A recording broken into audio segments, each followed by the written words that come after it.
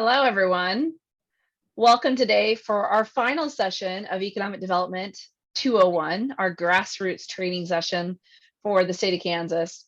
We are very excited to end this session and this series of trainings with one of the most requested sessions we've talked through with everyone who's attended these so far. Today, we're going to hear from folks that are working on childcare. They're either doing childcare and working in this field or running childcare facilities, or have come with innovative and exciting ways to make childcare a feasible option in a community. There also are resource partners that can help you learn more about ways that they've either done it or know of tools and resources that you can use as you bring childcare to your community. I will say that in our tours across the state of Kansas, childcare is one of the most requested topics that we've heard from towns both large and small.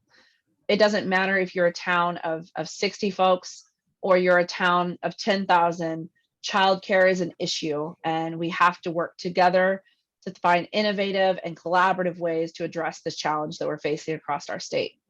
We can't see economic growth unless we have someone watching our amazing children and raising them to be future amazing Kansans as well. So with that, I'm very excited to kick it off to Carrie Folletti, but I want to tell you a little bit about some of our speakers that we have today.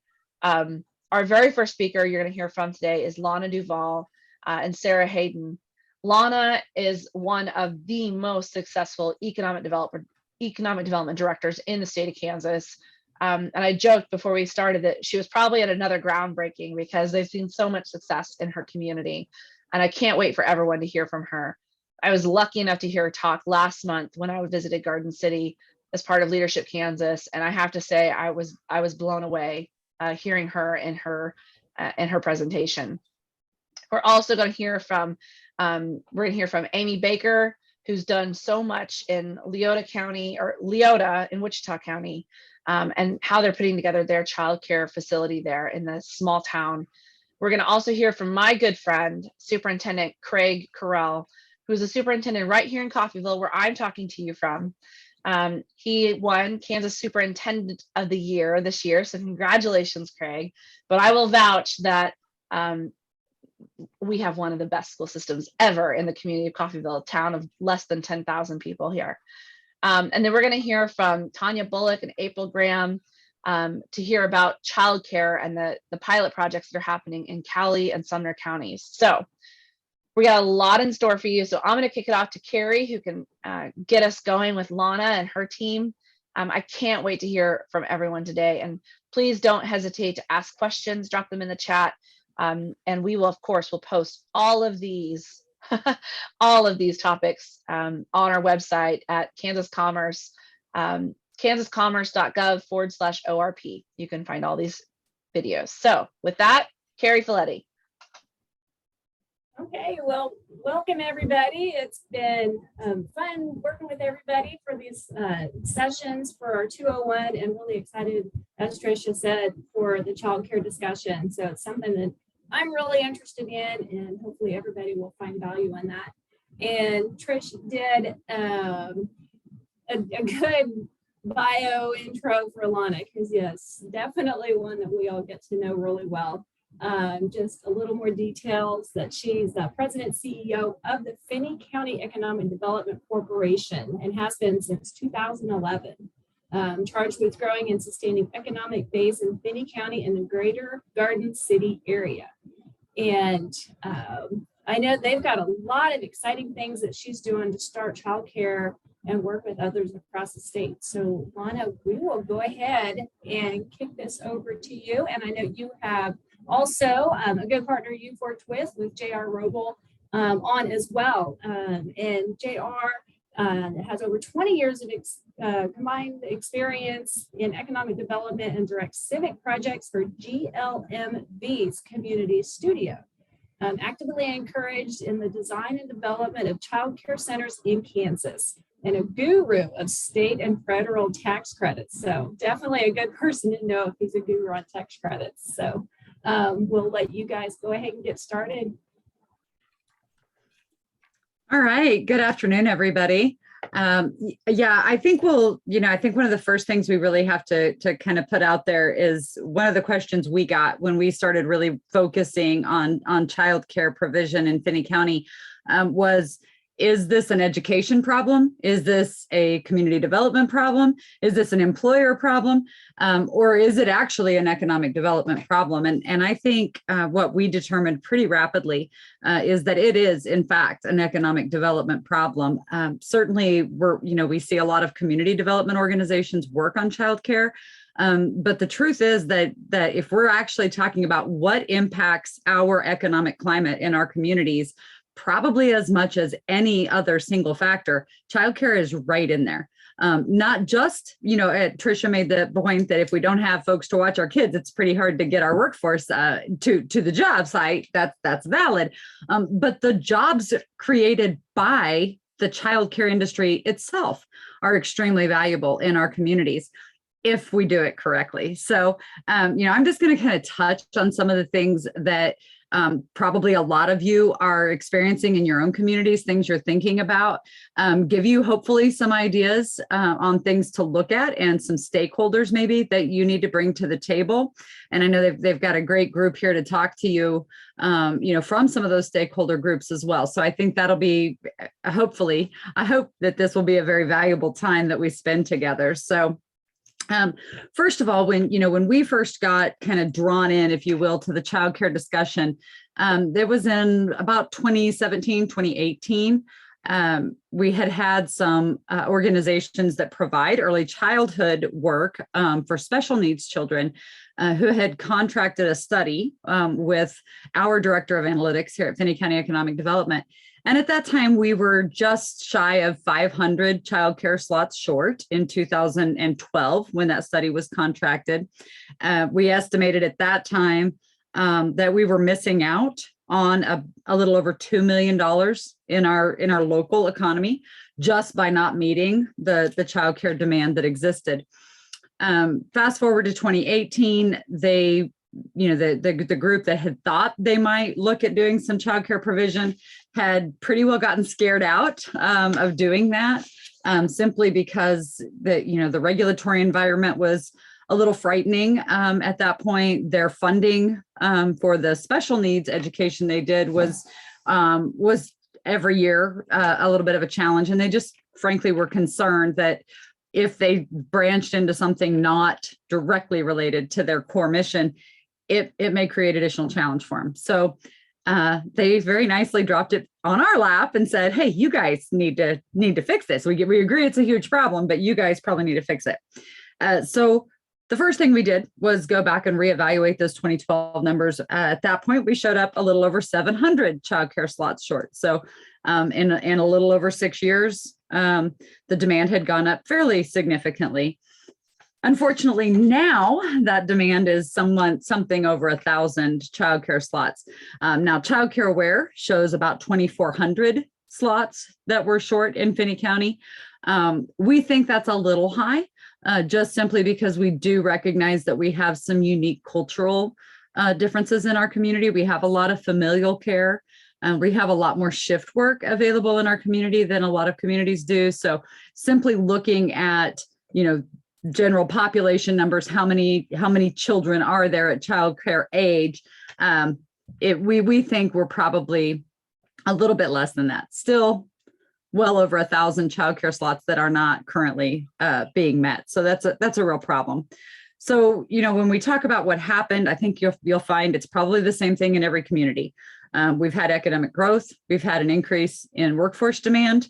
We've had some population growth in a lot of areas. Finney County has had significant population growth over the last decade. And all of those things were happening as regulations were being increased and changed in the childcare world. So we lost a ton of our home providers. We are well aware that there are a lot of black market options out there, unlicensed options out there in home childcare. But quite honestly, the licensed childcare facilities just continued to dwindle and go away over this period. So for us in Finney County, We also don't have any variety of childcare. So we don't have Montessori. We have very little faith-based care, no overnight care to speak of. And, in-home care options, as far as having your own nanny and those types of things, we have some of that, but certainly not as much as you see in a lot of the more urban areas to fill that demand. So when it got put on us, we really wanted to look at it like a business model, coming at it from the economic development standpoint. We needed it to be a sustainable model. We needed it to act like a business. And beyond that, if we were going to be creating jobs, these childcare jobs, they needed to be jobs that people would want to do and that would create, opportunities for people to earn a living wage. So those were all challenges that we felt had to be addressed if we were going to build a sustainable childcare model for our community. So, one of the first things we did was really talk through who needs to be at the table while we're discussing this. It was pretty obvious we had to have the large employers. They had to be at the table because they were obviously the front line. They were the ones most impacted by it. But beyond that, we really felt it was important to have our school district at the table, our community college at the table, the city and county, both as large employers and also, as kind of that public sector input, if you will.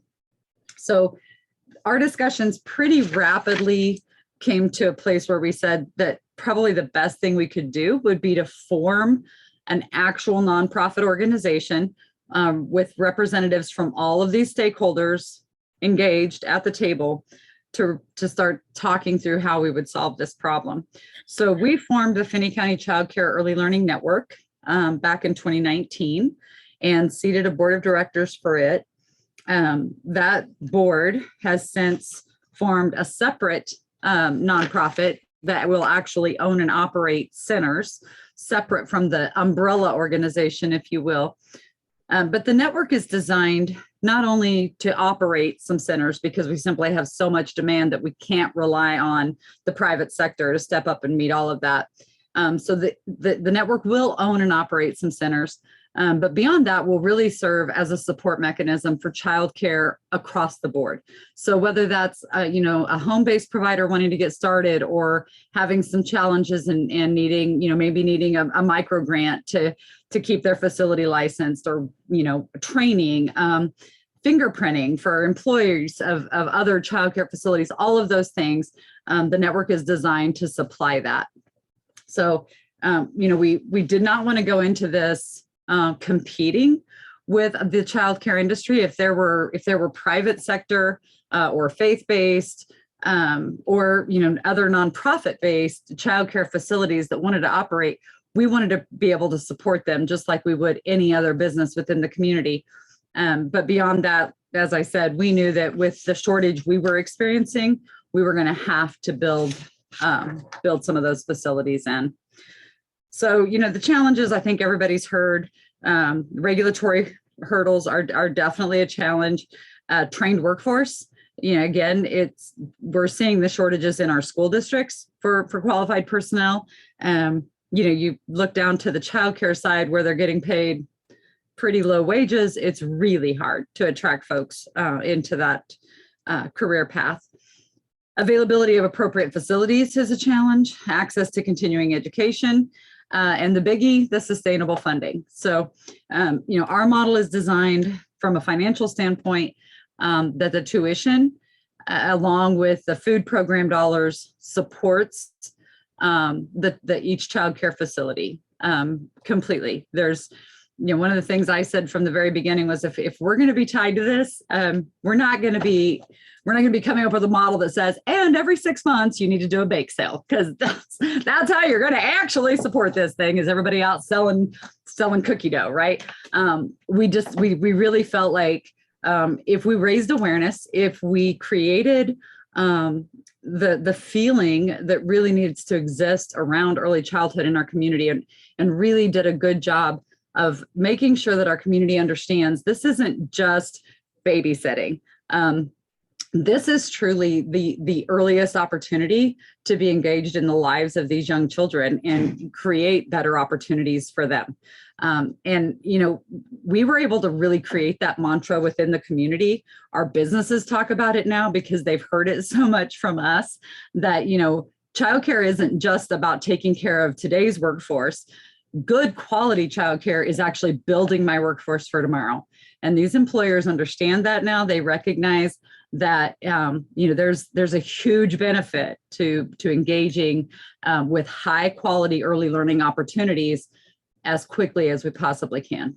So that's been very beneficial. And then when we look at the public sector side, we've been pretty clear with them that, you know, you as commissioners, city commissioners, county commissioners spend a lot of time figuring out how you're going to fund you know, programs for law enforcement and mental health issues and all of the things that we try to figure out how to fund in our communities. That's all warranty work. I mean, that's really what that is. If we spent more money on the manufacturing side, is how I like to say it, right? If we build a better product from the very beginning, we're going to have a lot less of that warranty work to do later on. And again, creating better opportunities for families and for children in Kansas, which I personally think is a big part of what economic development should be doing. So for us, that nonprofit model is really what worked, was creating this group that comes together and determines where we can build childcare facilities, how we'll operate those. We work closely with the education system. So we have a program that starts in high school that students can actually get into the early childhood pathway.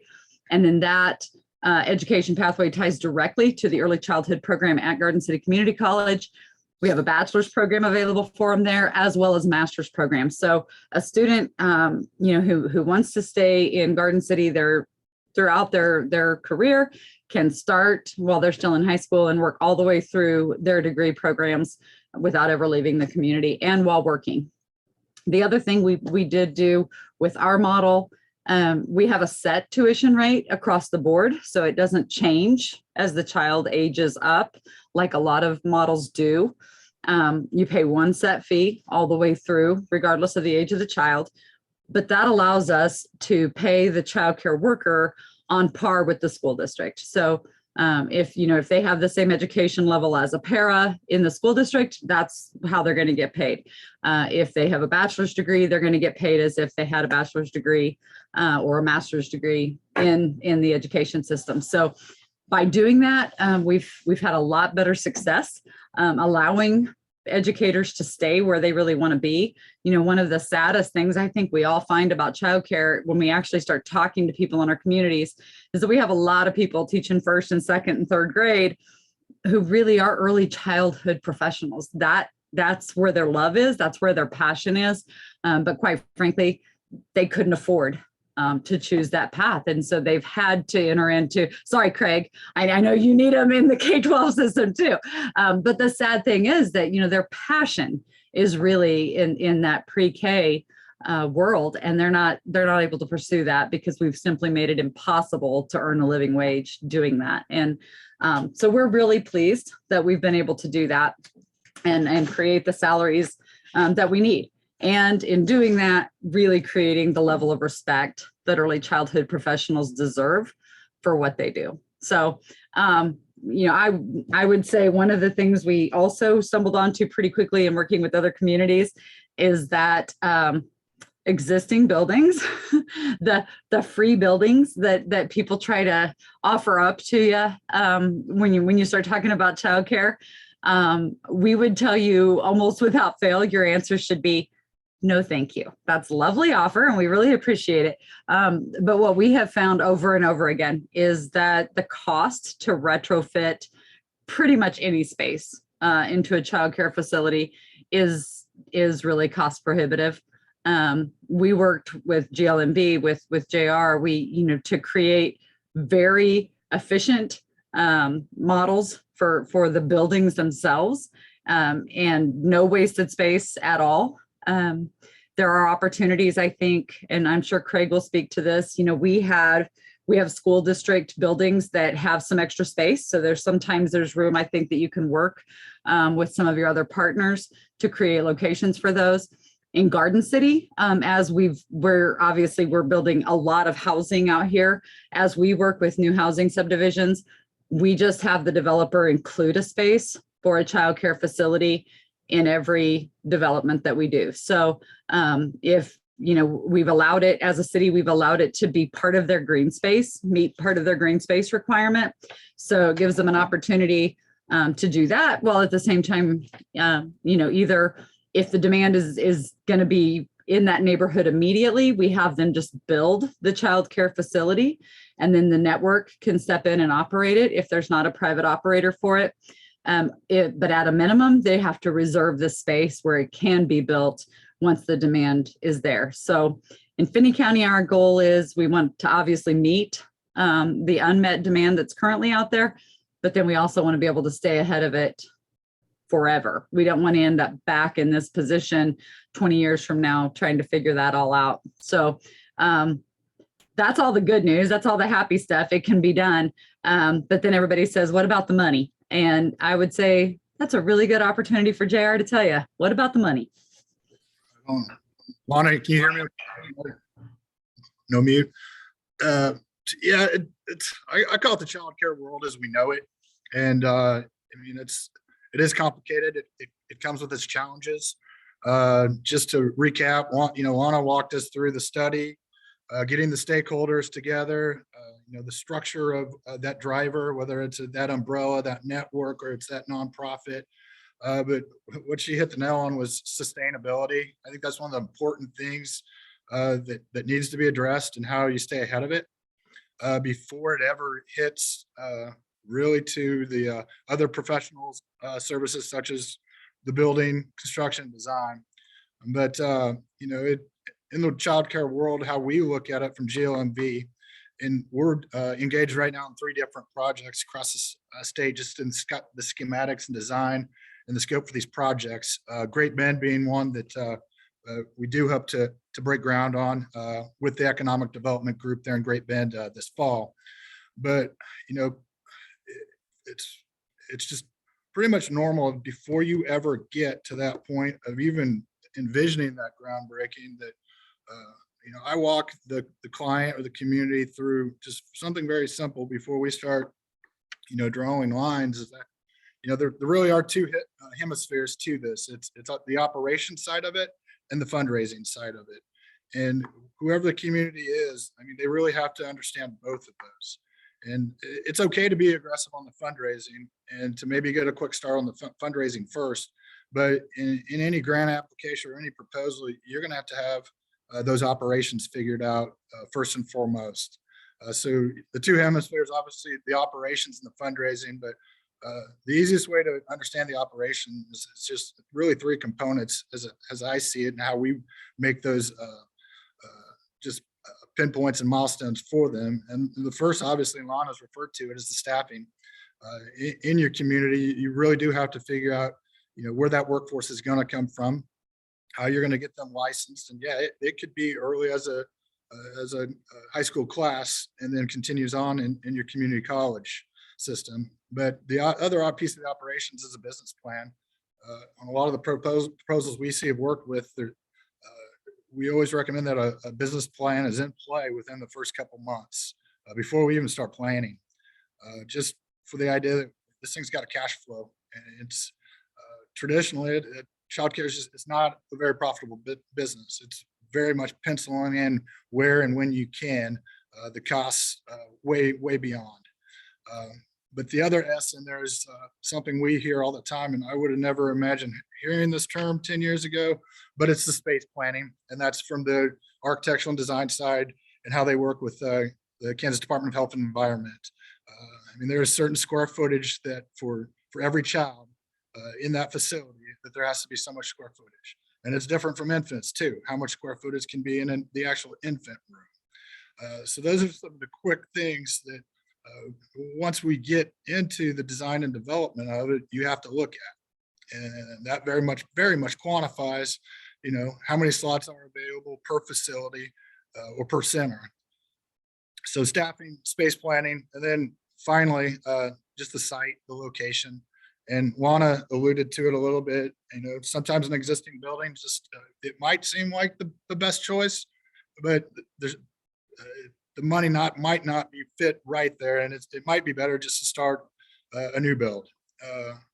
When you look at the site, I mean, if you are envisioning, maybe you do have some existing buildings. I think there's 3 things you really need to look at.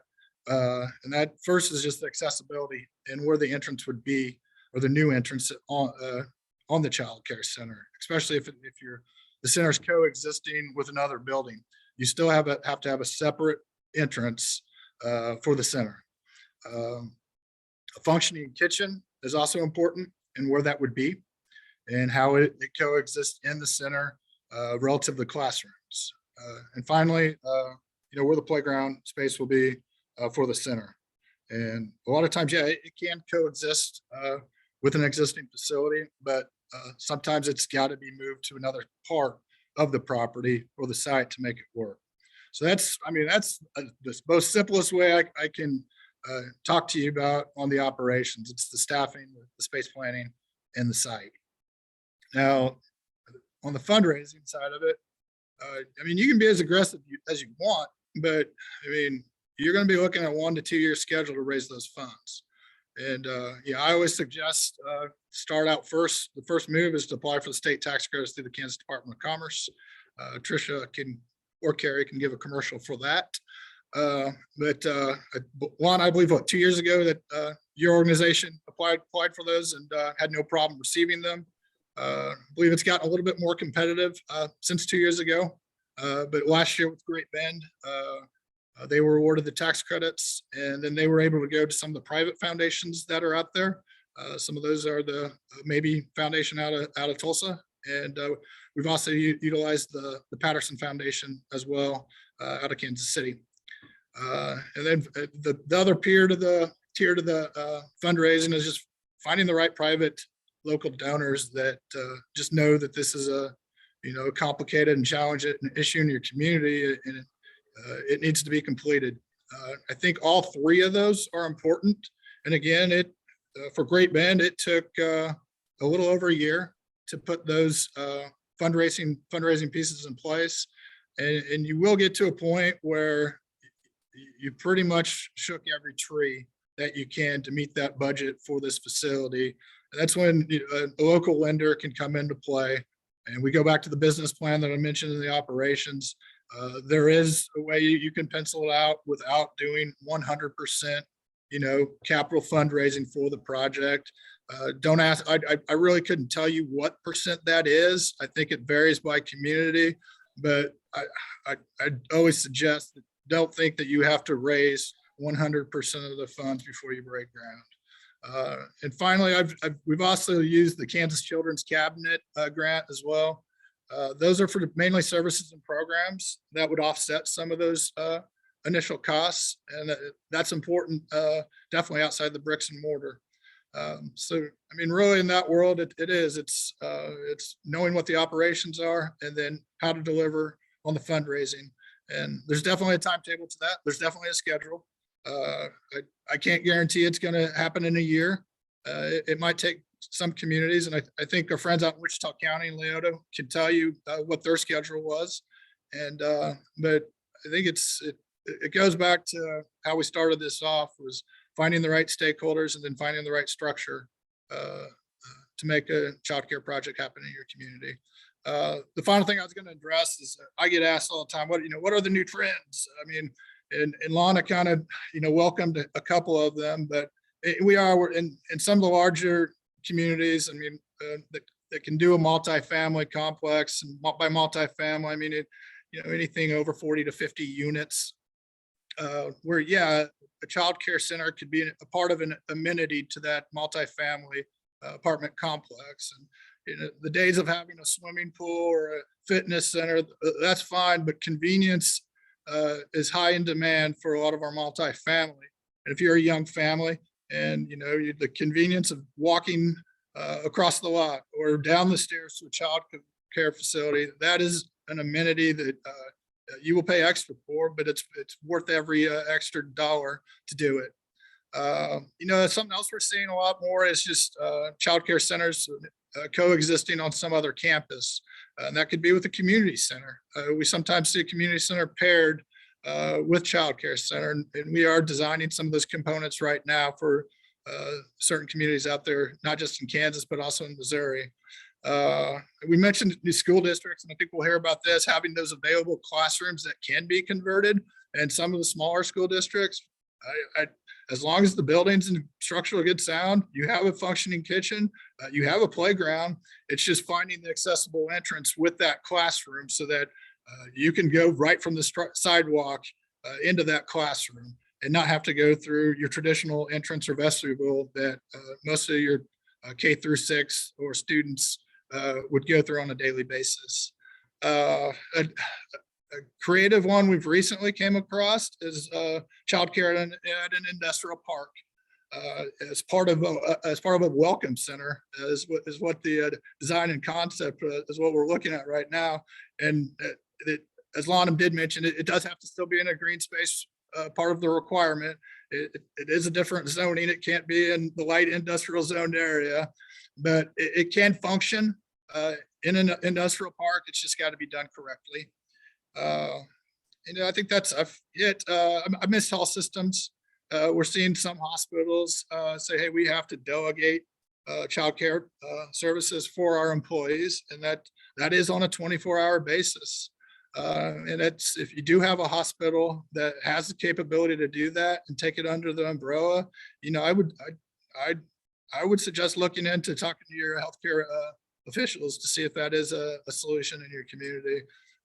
And finally, I deal with it quite a bit on old older churches that were typically, designed in either the late 60s or early 70s that, were overbuilt.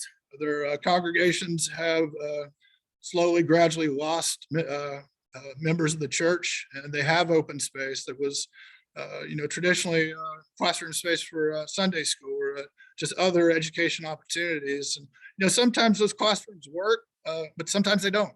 It just boils down to really what the layout of that classroom needs to be. And again, back to the space planning.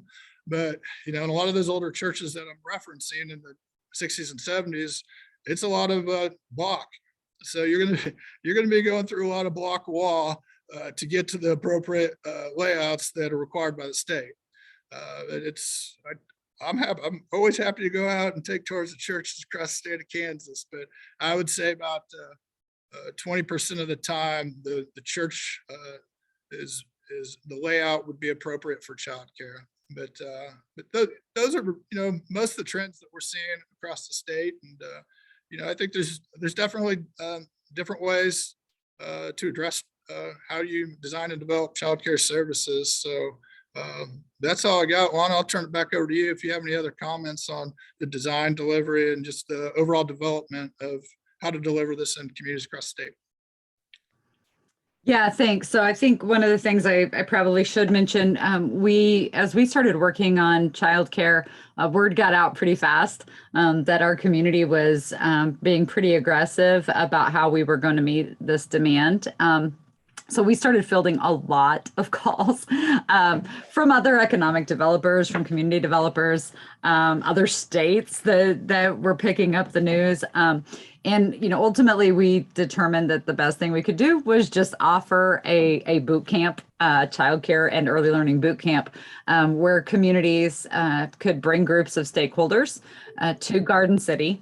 And it's about a day and a half, depending on how many communities. Sometimes if we have more communities, it stretches to a full 2-day event. But we really spend that time really in depth.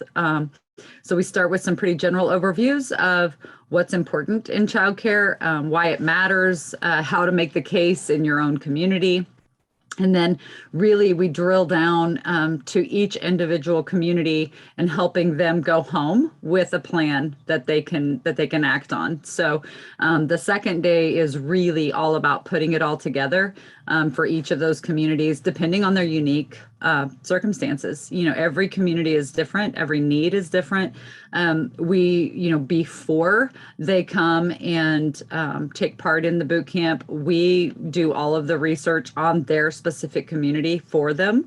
So they have an analysis, just like we did for our community. They have that analysis as part of their experience that they get to take back with them to utilize to build the case in their own community.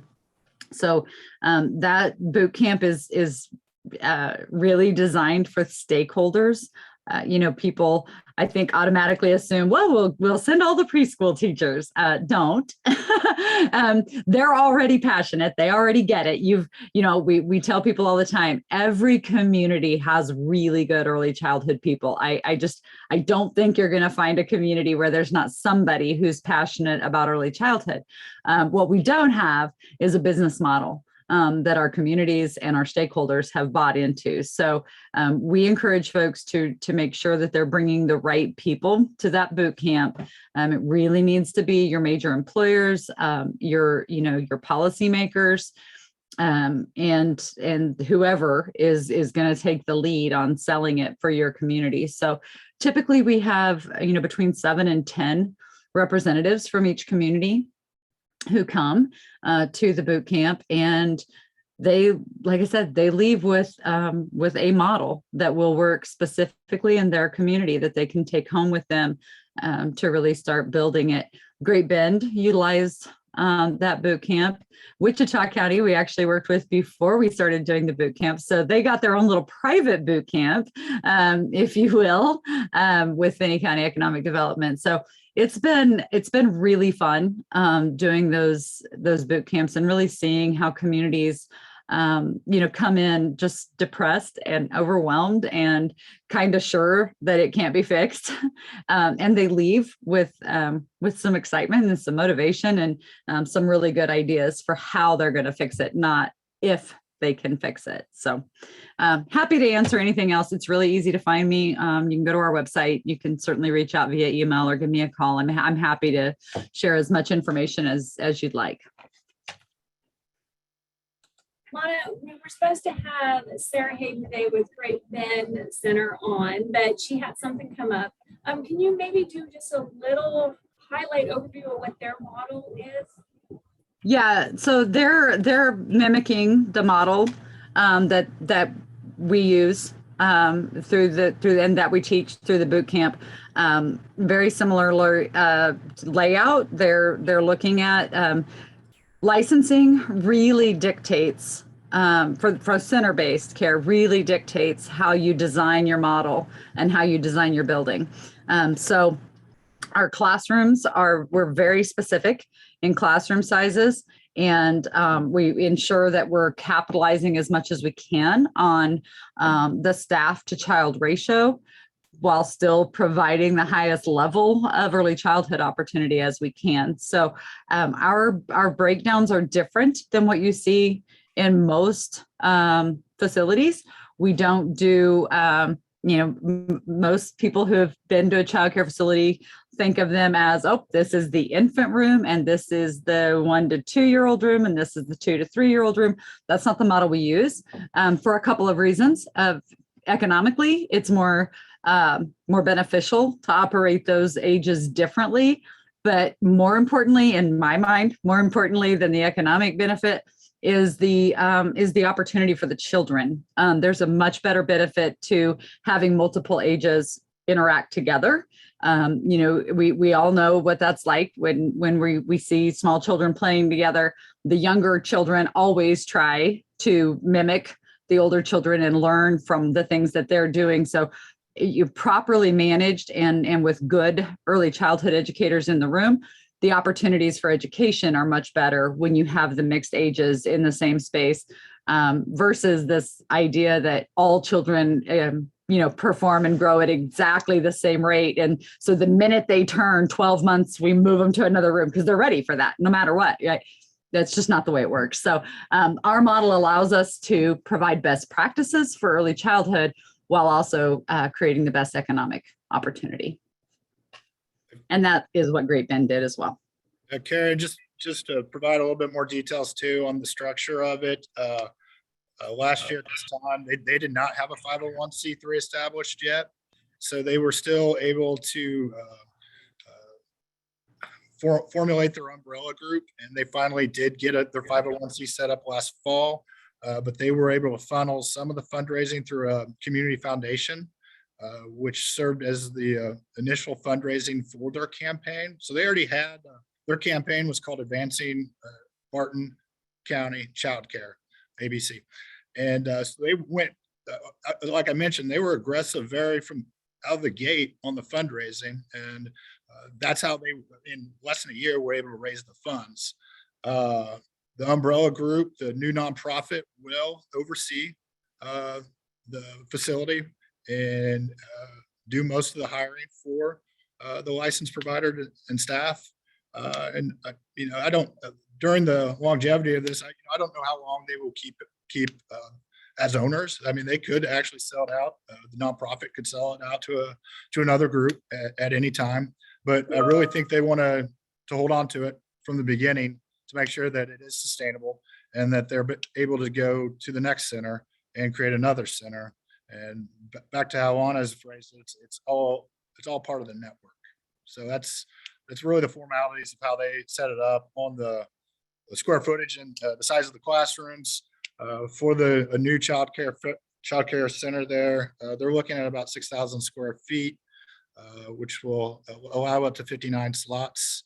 On the staffing, I believe that adds up to between 8 and 10 staff members for the center. Don't hold me accountable, but it's under 10, I believe.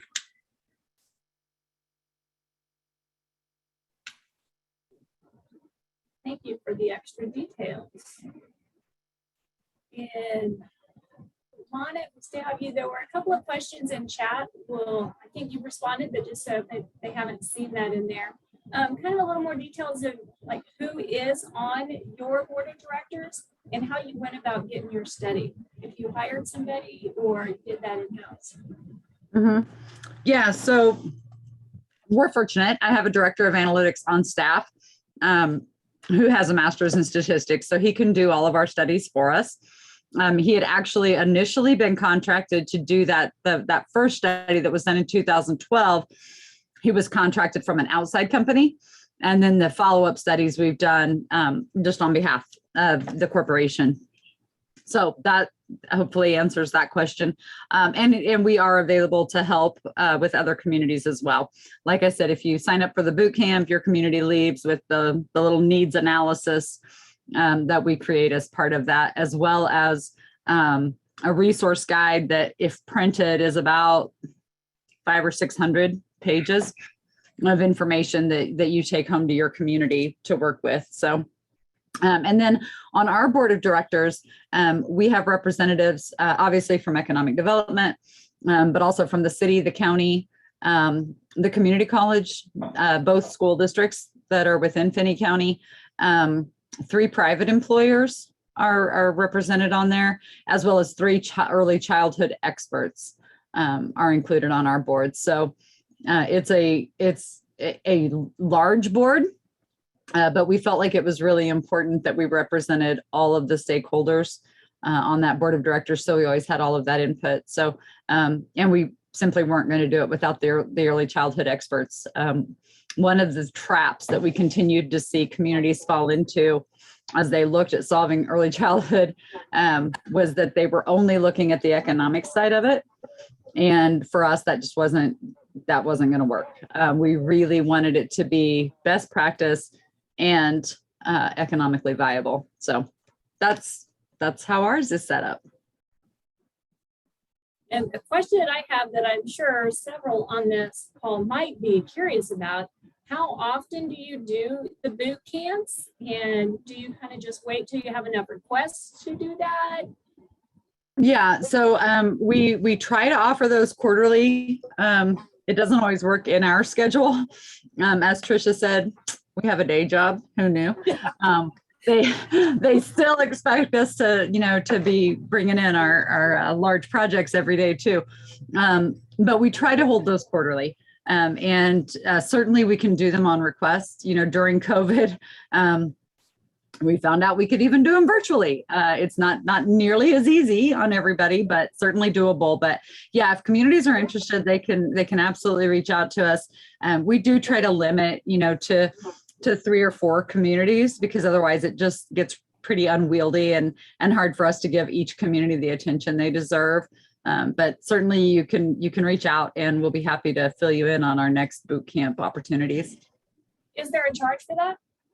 There is a charge for that. It Yeah. seems like that's a lot of work for you guys to be doing. So Yeah, it is. And like I said, you're not just getting the 2-day experience in the boot camp itself, but you leave with your own data pack, if you will, for your community. So you've got everything you need to tell the story in your own community.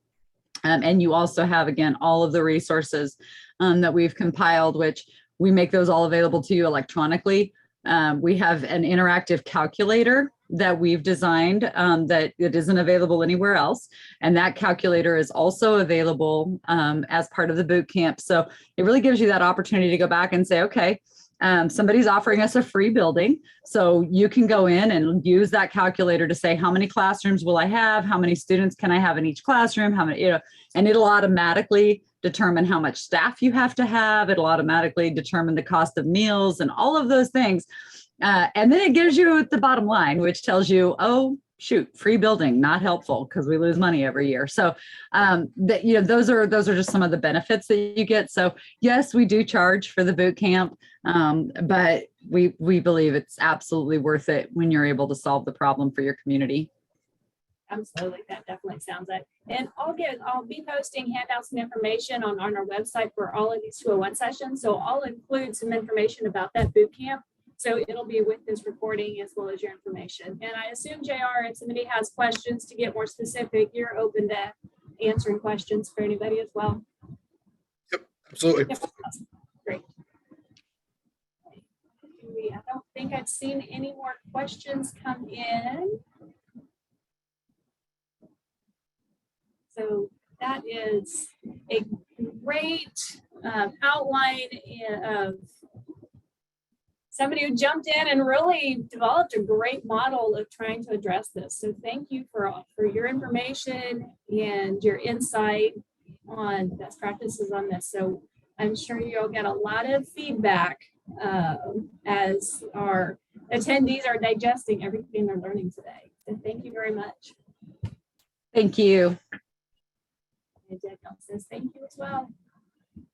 So we will move on. We've got a few other examples of what other communities across the state are doing. So now we're going to hear from Amy Baker. And Amy is in Leota, Kansas, and has been an extension agent for 6 years. She serves in lots of roles in the community, but biggest right now is serving as the Grow and Learn Childcare Center Board President. Amy is married and the proud mom of Nash and Finn, and they love being part of their small town. So, Amy, we look forward to hearing from you about your project, how you kind of got it started, and any best practices and how things are going with your center now. Awesome. Well, thank you guys for asking me to be on here. Before I get started with my presentation, I just want to say that Lana and JR pretty much nailed everything that they said. Lana, we owe a lot of our success to Lana because honestly, we were the sad puppies that walked into her office and said, please help us because we don't know what we're doing. And she helped point us in the right direction. So we are very thankful to her and her help. And we were the lucky ones that got our own private boot camp and were able to get started a few years, well, 4 years ago now, I think it's been a while. So yeah, they really, I think everything that they talked about, everybody will be able to see it all come together in what I'll show you today. So I'm going to share my screen.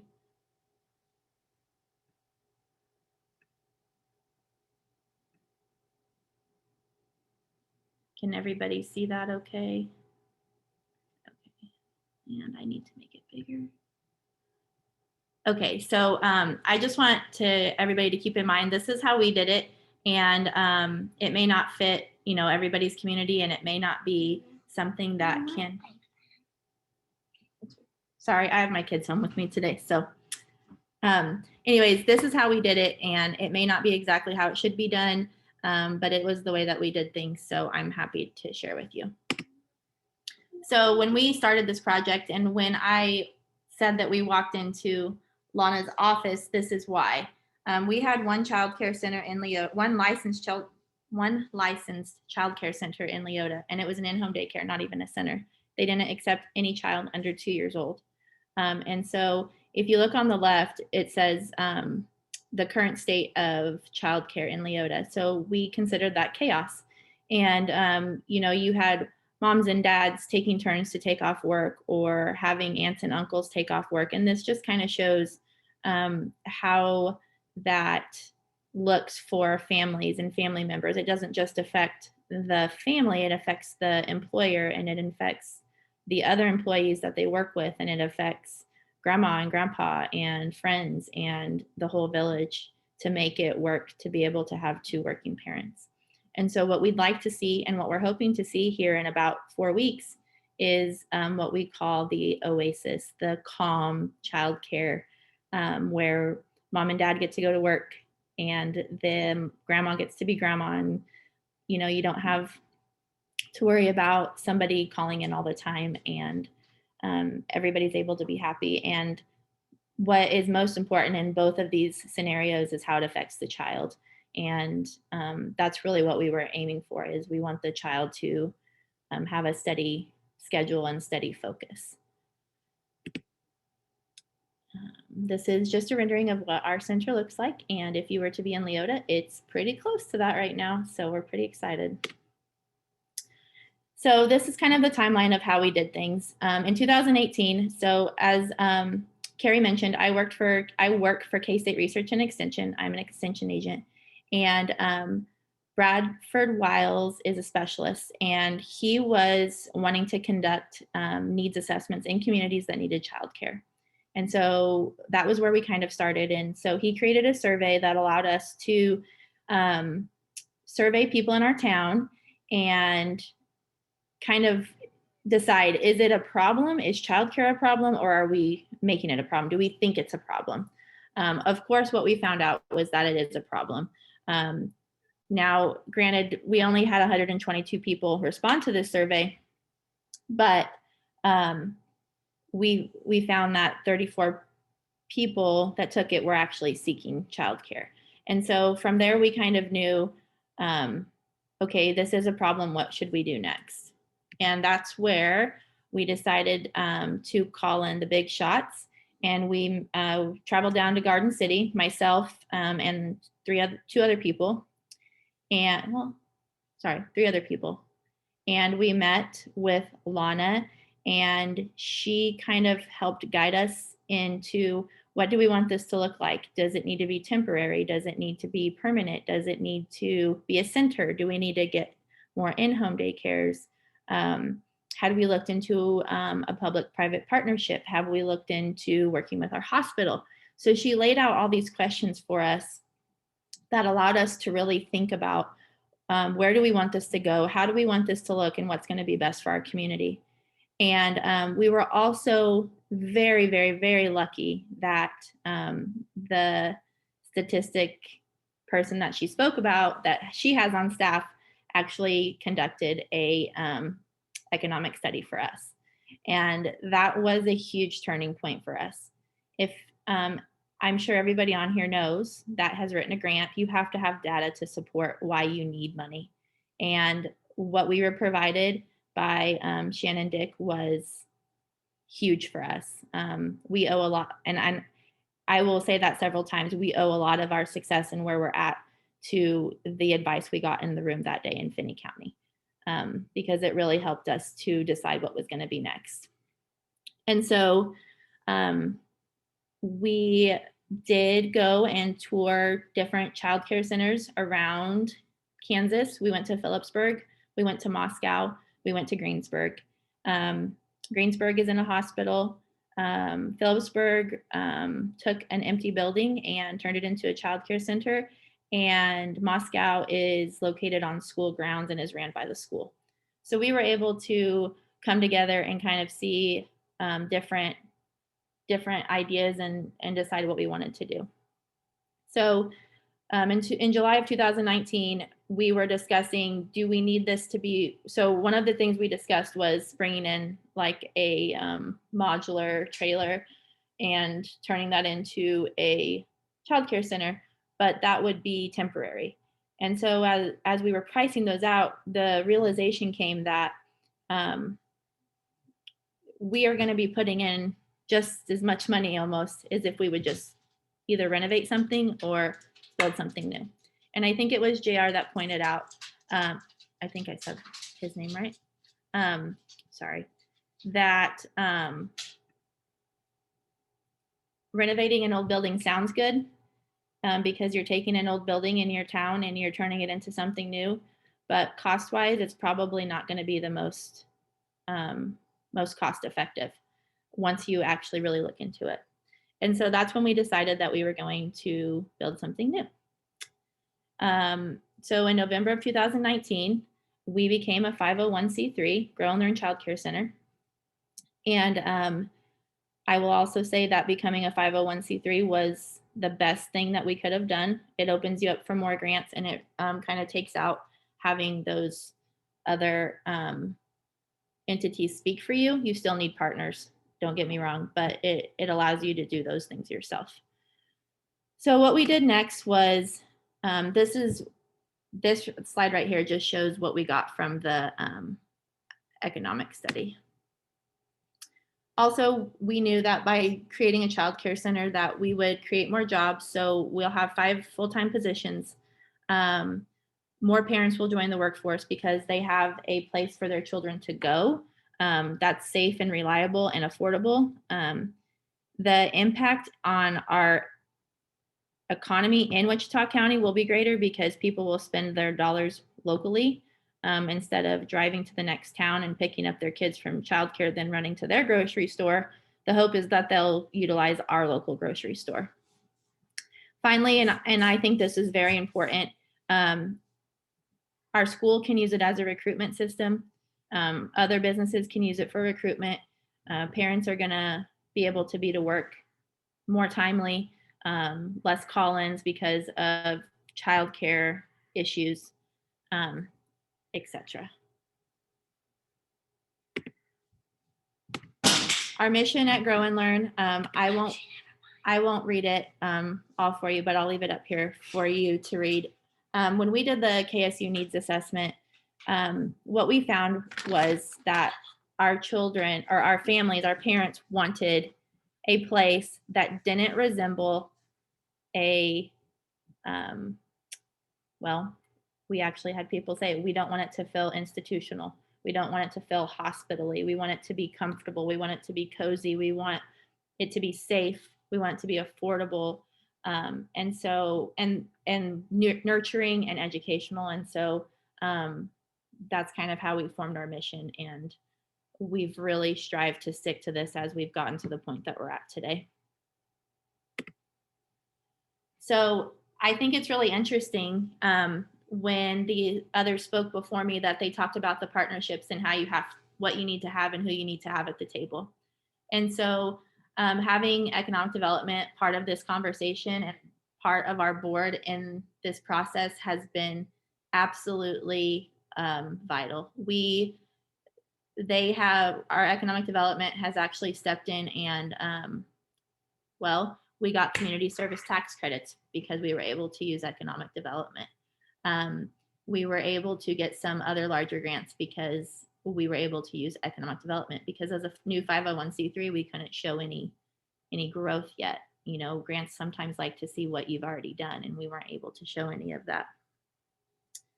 And so having economic development at the table, this just shows how we were able to bring it all together and how it's going to affect the benefits of economic development, the benefits of Grow and Learn, and then the benefits together. The biggest partnership that we've created through this is a public-private partnership, which we didn't know about until we met with Lana. And so our school leased us the ground that the child care center is on. They're leasing it to us for $1 a year, which is really huge for us. And with that, we entered into a public-private partnership with them. And so our meals will come from the school, and we will be tied into their alarm system, and we will also be using their storm shelter. We've worked out a system for teachers to be able to sublease their childcare spots in the summertime, which seems crazy, I know, but teachers are off in the summer, and so they usually want their children home. Well, we can't allow the teachers to just not pay. Running a business doesn't work that way, and we need to stay above water. And as you guys have heard already, this isn't a money-making business. So teachers will have the option to find somebody who normally uses school as their childcare. That person will be able to sublease their spot for the summer. And it's a contract between them. So it's just like when you were in college and you needed to find a subleaser for your apartment because you wanted to go home from the summer. It's the same concept. So we will see how that goes. We are hoping for good things to come out of that. And then the other benefit is that the school does have some reserved spots. So we created a tiered system that allows the school to have some spots to use for their recruiting and use for their benefit.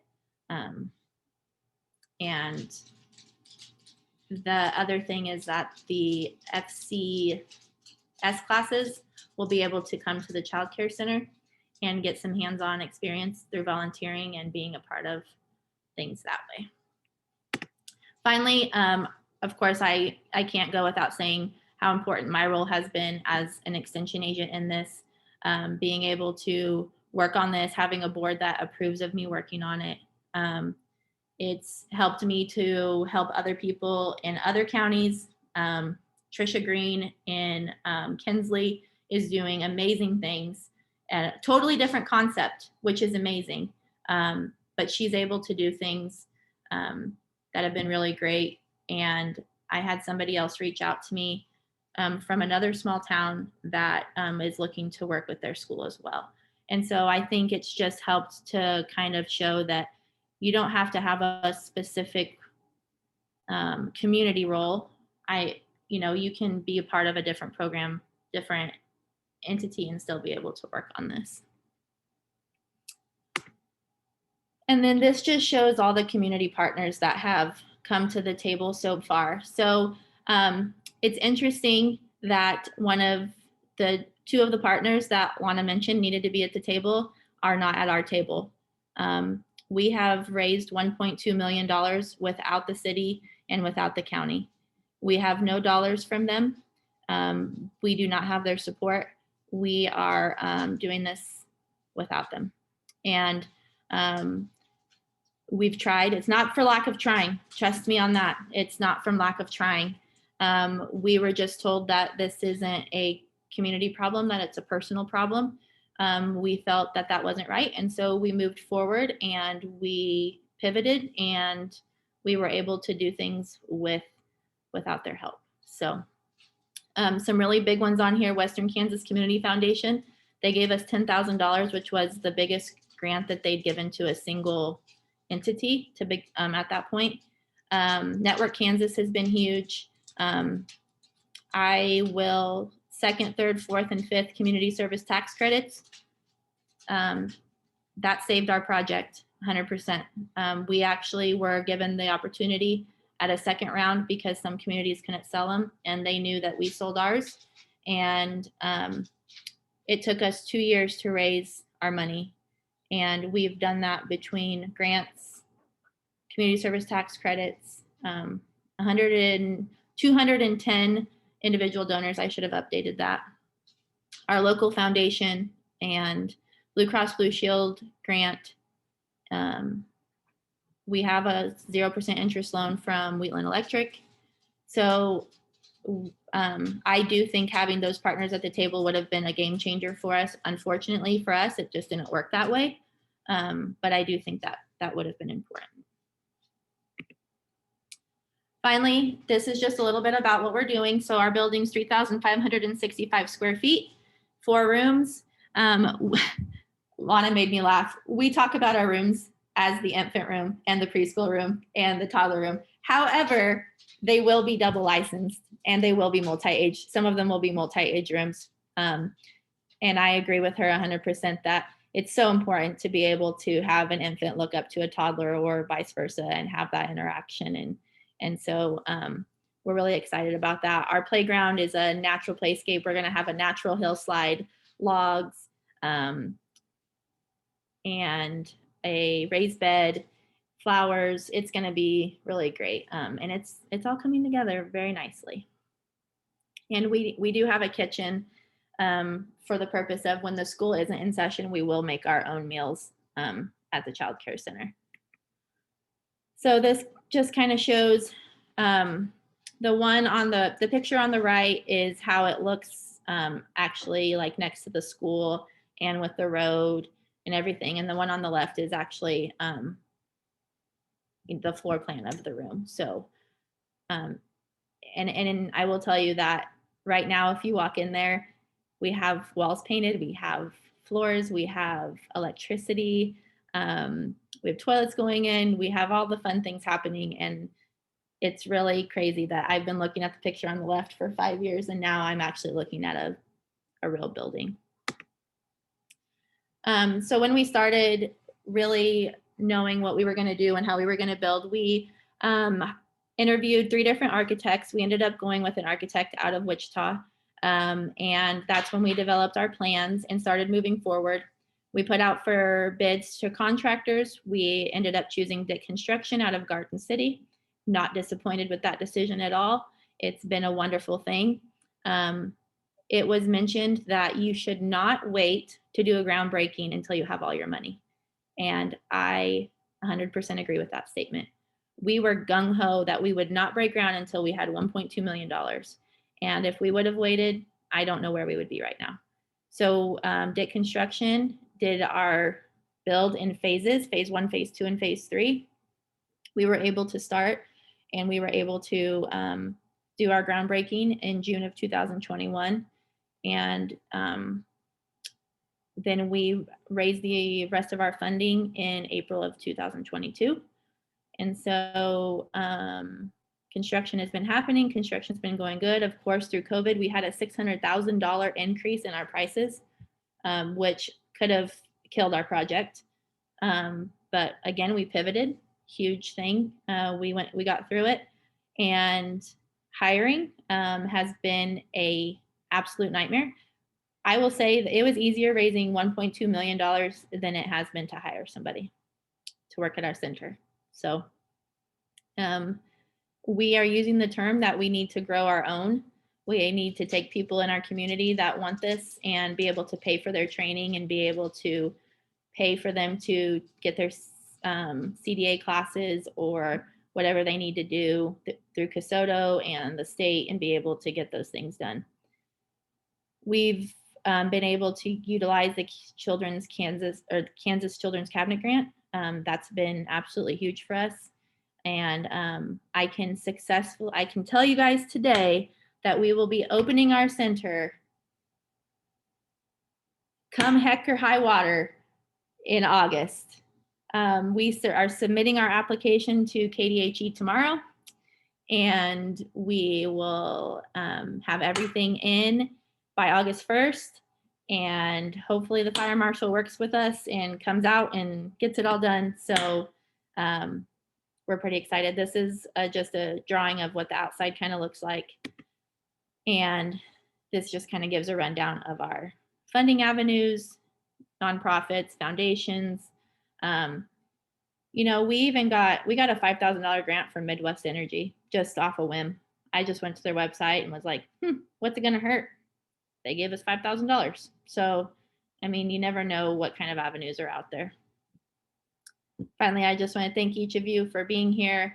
And if you're here, that means you know that it's an issue in your community. And I encourage you guys to not be afraid of rattling some feathers and getting out there and making some changes. So that's all I got. If anybody has questions. Excellent presentation. Thank you.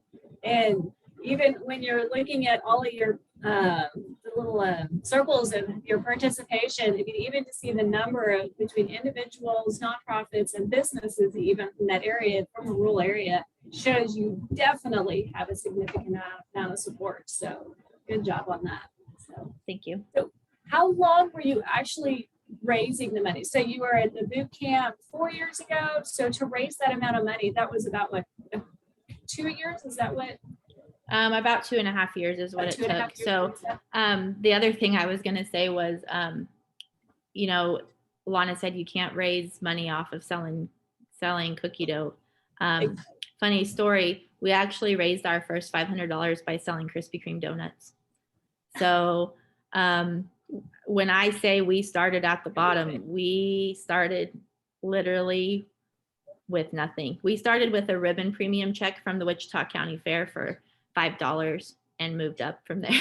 So, I mean, it seems silly, but we did donuts, we did soup suppers, just anything to kind of get that money going a little bit, then applied for our first grant. We went to a grant writing workshop.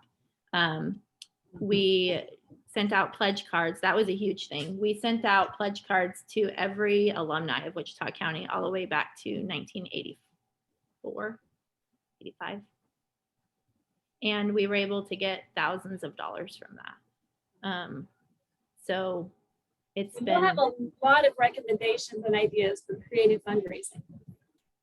Yes, we have been very creative. We've had people tell us that we are relentless, and I 100% will agree. We've been kicked and tossed and everything, but we have, I would say we're in the 11th mile of the 13.1 mile marathon. So.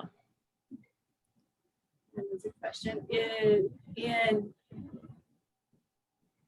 Finney or Wichita County, how have businesses and industry been involved? So specifically, I guess, in your county, have your businesses primarily been financially supportive, or have they been like on your board as well in other ways? Well, in Wichita County, our board is made up of myself, an at-large member in the community who just knew that it was an issue and volunteered her time. And then a registered dietitian and a grant writer, and then our economic development director. However, I will say, like, our bigger farming or feed yards, they've donated a large amount of money because they knew that they would be able to get employees by having somewhere. Insurance companies in town have given a large amount of money, one specifically. And so we've been able to get our businesses involved because they know that having good childcare is important. Now, we've had a few businesses say, yeah, it's not my problem, but most of the businesses in our town have donated money.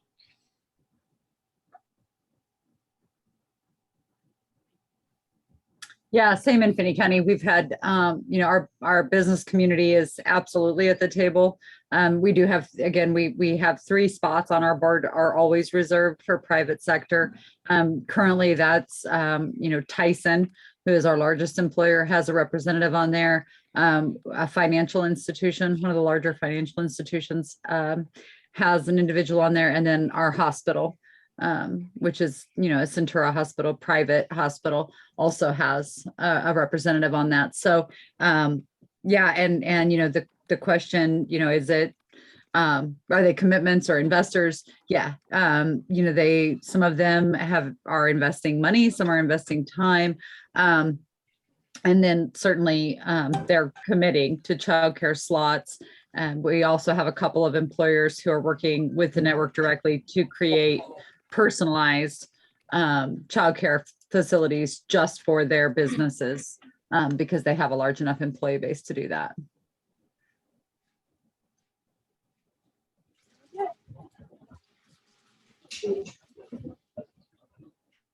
Yeah, good to see Julie's comments. Sounds like KDHE is faster than the fire marshal. So I think you have a lot of positive vibes being sent your way right now for your timeline. So good luck. I with that. appreciate that. So another thing is what kind of state level policy investment changes could happen that would have made the process creating the center easier or help sustain operations? For us, it's been the policy and regulations at the state level. You know, we had somebody apply for the director position that had a master's degree and was very educated, but she was lacking a few months of experience with childcare. And so we tried to, you know, figure out a way around that. And we understand that it's for the safety of the children. And so it's not that you're upset about it. It's just that, you know, people don't understand how much experience they might need to be able to do this. And, you know, also I would say, I think a lot of people want to blame KDHE for the hard regulations, but they're just doing their jobs. They're just making sure that the rules are being followed. They're not the ones placing these policies, and the policies are coming from the state.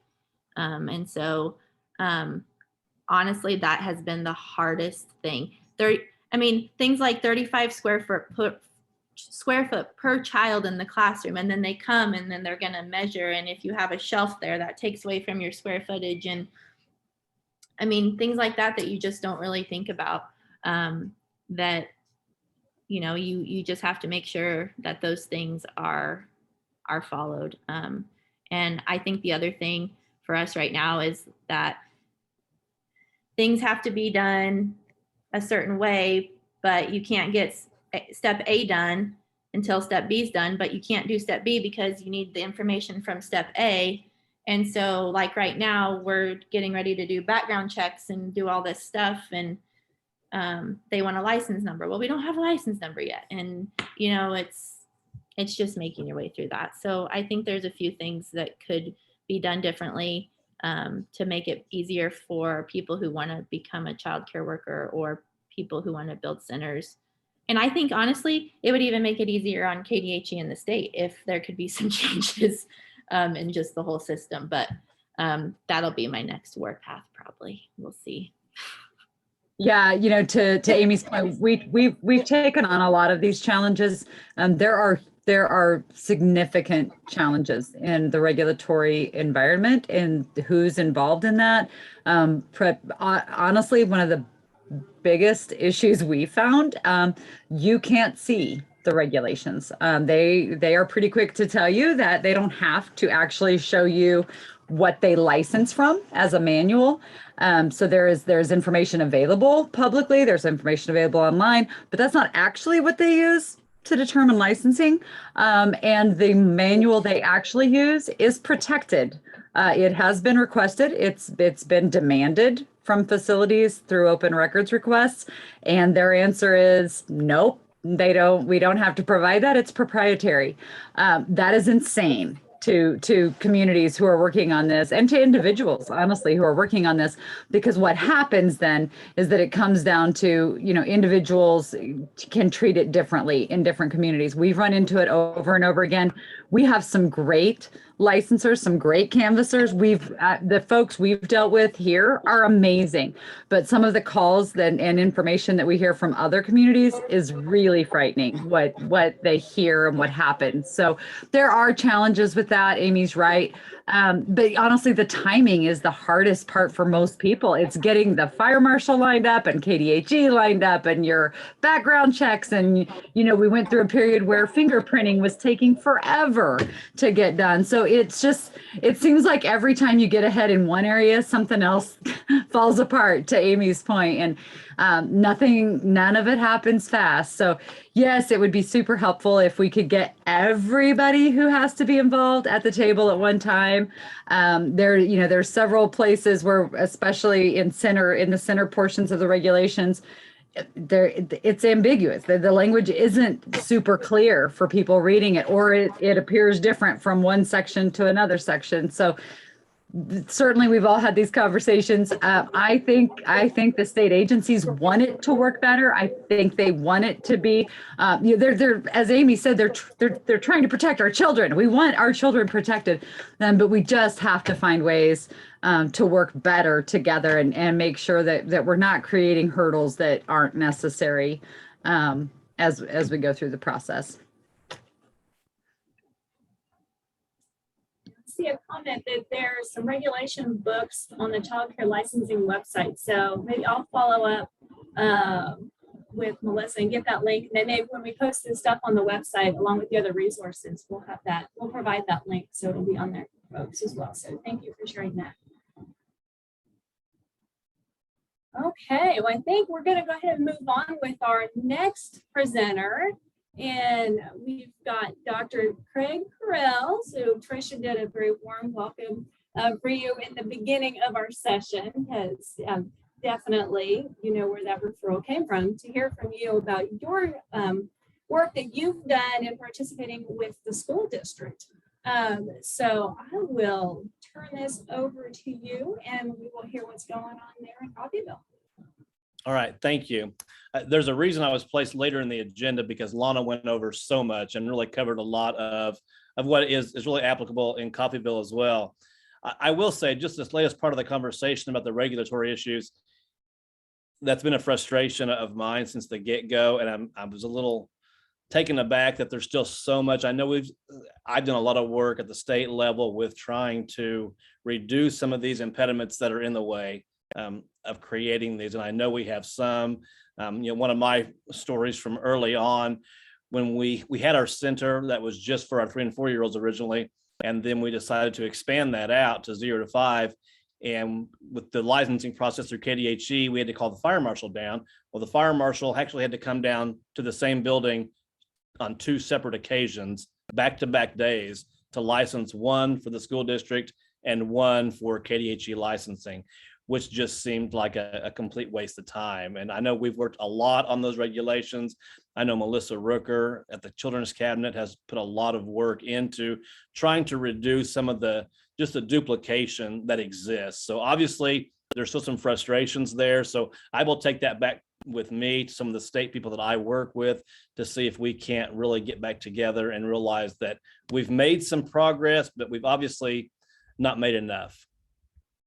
As I listen to everyone talk this afternoon, I think the biggest takeaway that everyone listening needs to understand is every community is unique. Not one community is going to come down and copy everything that Lana has done there in Finney County or that we've done in Coffeyville, but you can take away pieces of that and make it fit your community.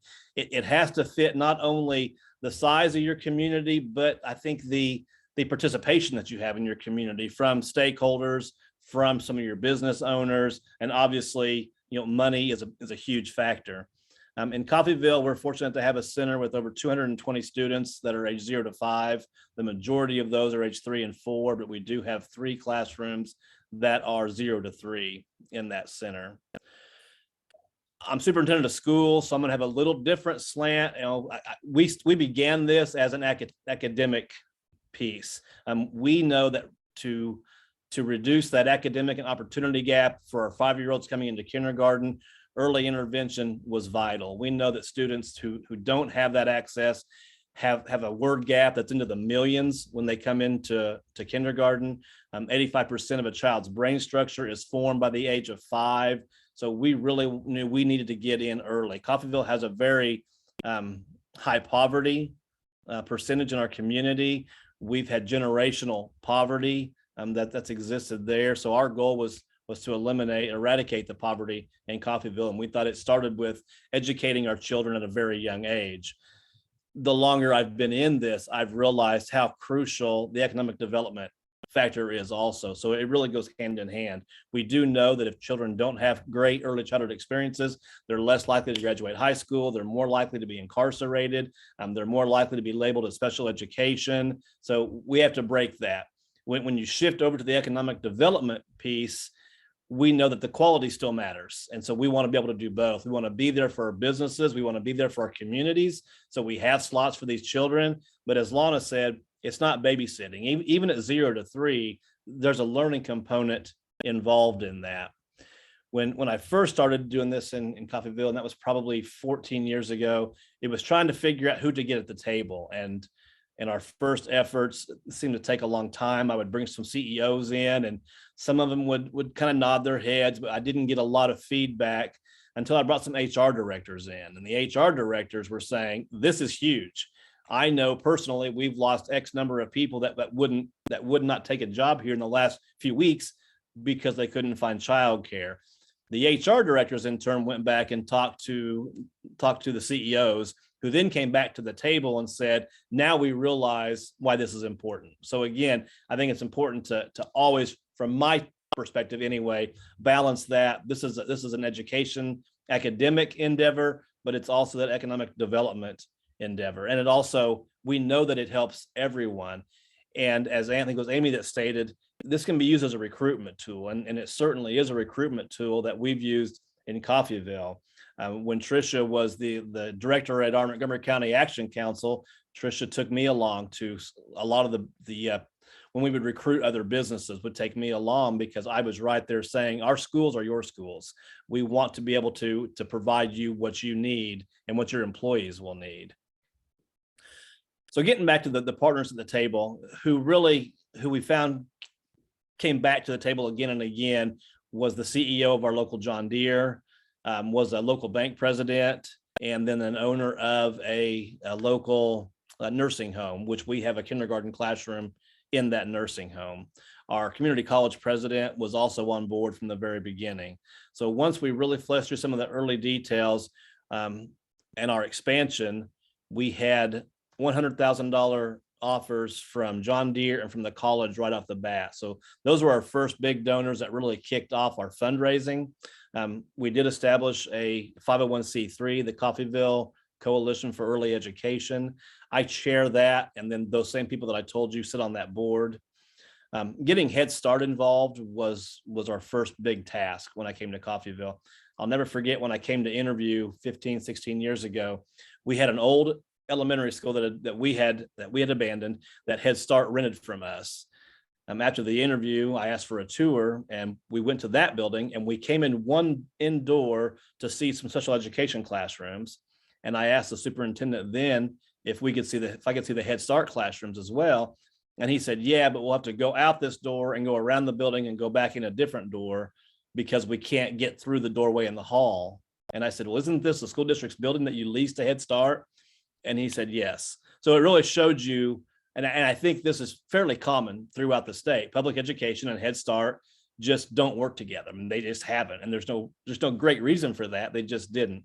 So really creating that bridge to Head Start was the first piece that I did, because I knew that we would need their partnership to make this work and to make it more efficient and more cost effective for everyone. I know it was mentioned earlier that location is imperative, and that's very true. Running a preschool center, an early childhood center, is nothing like running a school. And so parents need to have that access. They're coming to drop their child off because they need to get to work. So there really is a lot to be said about that. Ours isn't in the best area for that in Coffeyville. And if we were ever going to build, that would be a prime consideration to make sure that it is easily accessible. The door access was also mentioned by JR. And so there is some work to be done. You can retrofit buildings. We did retrofit this older school. It worked out pretty well. We did put the exterior doors on every classroom, as that is a requirement. But we were able to do that. Obviously, retrofitting some buildings is just cost prohibitive, and you can't do that.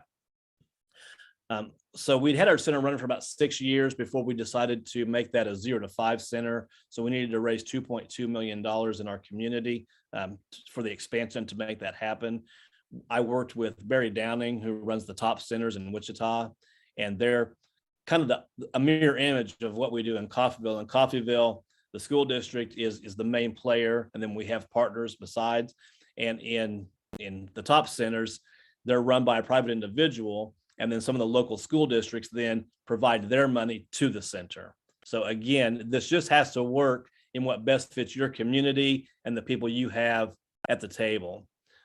Since that time, we've had a lot of other partners come on board. As Amy talked, our city hasn't really been a big player in this at any point, which I find really sad that the cities don't want to get more involved. Our chamber directors have always been very involved, and our chamber director early on was very involved, and we have a different chamber director now, and she's very involved, and she would like to really expand the 0 to 3 offerings that we have. We also partner with community health clinics of Southeast Kansas. We have health centers in each of our buildings, fully staffed. University of Kansas Med Center, we have a lot of partnerships with them. And then we're fortunate to have Boys and Girls Club, who operates an after-school program in our early learning center to provide that extra time for parents who need to work, who can't get there on time.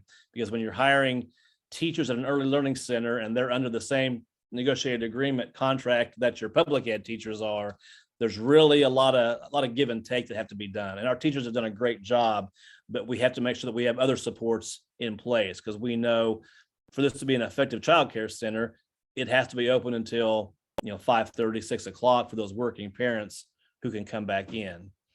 One of the great things that our college offered, besides the initial $100,000 donation from their foundation, was they offer a scholarship to any parent of any student who attends the early learning center. So it's really that there's a place for children to go while they go to school to get a degree to better themselves. And then that will help with their job advancement or getting a job there in Coffeyville. So again, going back to that economic support. Something else Lana mentioned was just the economic impact of the center itself. And I think so often this is overlooked in our communities. Our ELC has over 50 employees there. So that's 50 people who own a house in Coffeyville, who shop in Coffeyville. They're spending their tax dollars there in Coffeyville. And that really needs to be, I think, talked about more often when you have your meetings, that as these grow, those are full-time workers, full-time taxpayers in your communities. I'm going through my notes, and a lot of this has already been said. I think I just go back to again and again, these need to be individualized for every community. We also have a lot of people that come in and tour what we've done and listen to our stories. We haven't fine-tuned ours enough to have the boot camps and the documents like Lana gives out, but any of you are always welcome to come to Coffeyville or just to send me an email and ask any questions that you want. And I would also open that up now for any questions that you may have.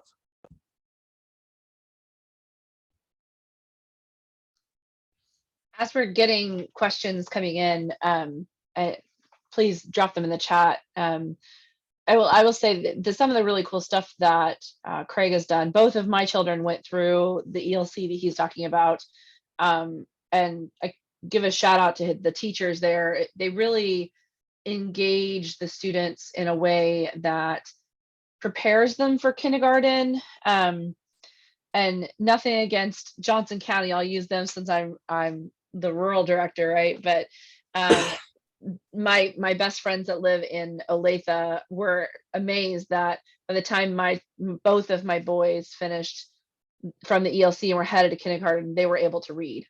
I mean, you don't see most kindergartners going into kindergarten able to read. And then going through the age to age program then too, that like my first graders reading chapter books, like you just don't see that. And I'm really impressed by the amazing training that the teachers go through, the support they go through. And I think a perk that Craig didn't really talk about much that I hear from friends that teach at the schools here is the fact that they are on the school benefit plans. And so when you're thinking about the disparity with childcare workers and educators and how hard it is to get those to join your profession, having that benefit plan, being on capers and being on the healthcare for their families as being a school employee really does help kind of bridge that gap tremendously. That's a very good point. And I think our employees are very appreciative to have that opportunity. And, in the beginning, this was a lot of work. The first couple of years that we had the center, it really took about half my time. And this was only about, less than 10% of our total student population. But after those first couple of years, once you get the kinks worked out and your partners are at the table working, it does work itself out. And now it doesn't take nearly as much time of my time. So some superintendents may be a little hesitant to jump in because it is a little extra work. And I won't lie to them and say it's not, but it does get better. And then you do see, as Tricia was saying, you see more and more students coming to kindergarten prepared. And I don't think there's any questions left, and I don't want to take too much time, but Craig, do you want to also mention about the healthcare centers that are in the schools, in the early childhood centers, and how that works with the parents as well? Sure. We have community health centers in Southeast Kansas that we've partnered with, and they're out of Pittsburgh. And we wrote a federal grant probably 13, 14 years ago. So we have federal clinics actually in each of our school buildings, each of our school campuses. And so no matter whether you have insurance or not, all students can be seen. Staff can be seen. We even have some parents that come in and utilize these clinics. And I know this is what we're talking about today, but if that is an interest to anyone, feel free to reach out to me. You can probably Google me online pretty easily and find my contact information, and send me questions that you may have, because I could hook you up with somebody at CHC. They're always looking to expand, and it's just been an excellent benefit for our students and their parents, not to mention staff.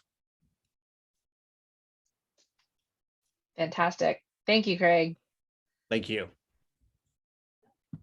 Learning a lot about innovative things happening in our rural areas. I hadn't heard of that. So, and I'll have your contact information on the website too, so we'll know where to find you. So great, thank you for adding that. Okay, and we've got one more set of speakers here this afternoon. And a couple ladies I had the opportunity to meet and start working with here in Cali County a couple of years ago. So very exciting project. So it's kind of different from what we've heard in the previous. So I thought it would be a good example to share. So we've got Tanya Bullock. She is with Child Start and has been since 2014, becoming a child care resource and referral director in 2019. She's responsible for overseeing a variety of services that impact more than 60% of children under the age of 5 each year in South Central Kansas, as well as teachers, child care providers, daycare center staff, parents, grandparents, foster parents, and the general community. So a large group. And then we've got April Graham. She's a specialist with Child Start and Early Childhood Connections in the Wichita area. April's focus is on serving Cali and Sumner counties under the Quality Beginnings Rule program, say that fast, and with Cali College. So thank you for joining us today, and I'll turn it over to you ladies to talk about what you have going on here, and then that overall connection and that statewide, what is happening as well. So. I think I'm going to do it a little bit backwards real quick, Carrie. I'm going to start. It's yours. Okay, I'm perfect. Thank you for having us. I'm going to start sharing my screen. I'm going to have a website, a video, and a PowerPoint, and I'll explain each as I go through. And just want to make sure, can you guys see the website? Is that what you're saying? Okay, great. So I wanted to go through very quickly with some of the statewide resources that we have, and kind of what we focus on as a child care resource and referral agency.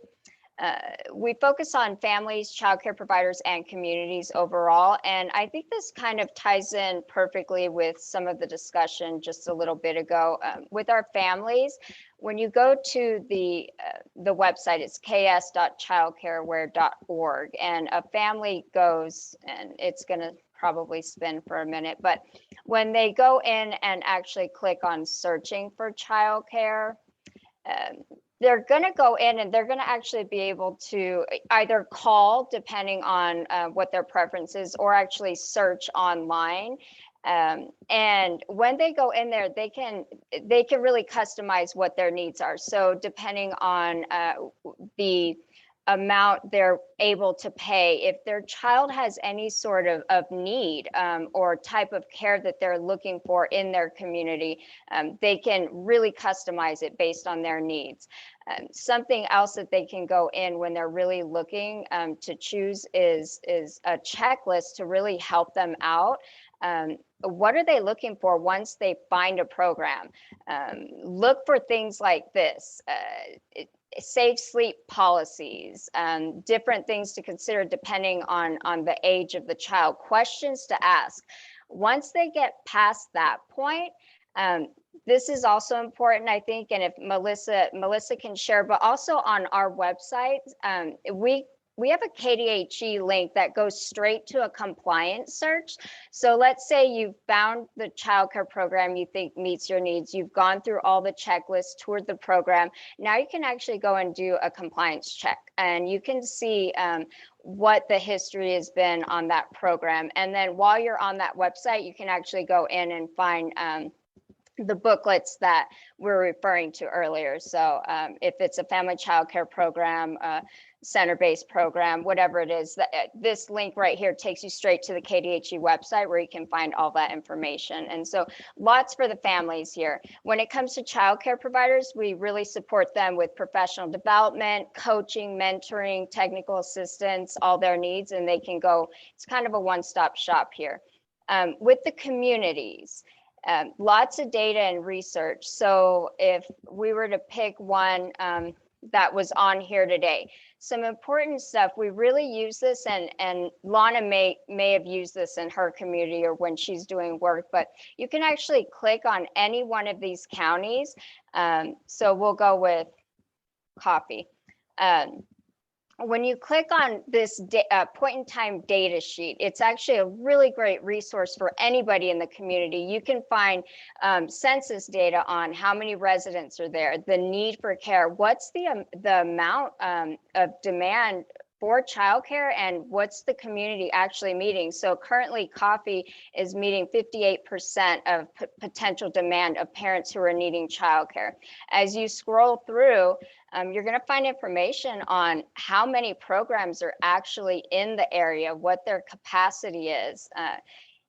You'll even find, if it's a parent or anybody in general, sometimes providers who are wanting to open a program want to know, what rate should I charge? What's the comparable rate? Or a parent wants to know, what am I anticipating on paying? You even have rates you can use in these point in time data sheets. So really, really helpful information. And then when you go in, you'll also find every single area in the state of Kansas has a local childcare resource and referral. So for South Central Kansas, which is where Child Start's located, we're Region 2. These are the counties we serve. But if you go on, you'll be able to click your county, and if you're not aware of who your contact is, you can go on here, find them, and they will help you with just about any resource, service, or connect you with whomever you may need help with. So that's kind of an overview of the work we do. Very high level overview. I'm trying to stay in the time limit. But with that, some things that we do that are huge is community involvement. We really, really can't do the work we do without communities, and I've been hearing that so far for the last hour and 45 minutes. It's huge. And one thing we've done as a community in Sedgwick County specifically is we formed a coalition, and in our coalition we actually have been working with WSU, the Workforce Alliance, and we're working on a project to raise awareness among employers and the challenges that they're facing when it comes to hiring, and how accessing childcare and employment go hand in hand in our community, and solutions and tools that are available for our employers and our families. And so part of our strategy is we created a short video that tells the story from the voices of our childcare provider or our families and our employers. It's really important, though, I need to tell you this before I show you the video, and I let Carrie know ahead of time. This video is not ready to hit the road yet. It is a soft showing. And what the video is, it's not meant to be a standalone video. In partnership with the Workforce Alliance, we will hit the road and stand in front of as many people as we can, like chambers, SHRM groups, Rotary clubs, anyone who could use the help, and present the video, and then present options on ways that they can work with childcare providers, with their employees, and support them with the resources and tools they need. So this video was a labor of love, and it's something we're really proud of, and we just finished it last week. So I'm excited to share with this group, and then we can talk about it if you have questions after, but we're not finished with the resources yet that we're sharing. So I will share the video right quick.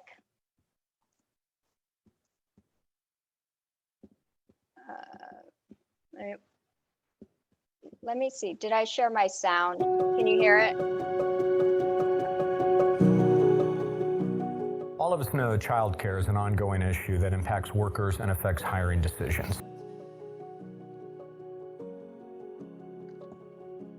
I have 2 little girls. 9 years ago, I was able to find childcare quickly.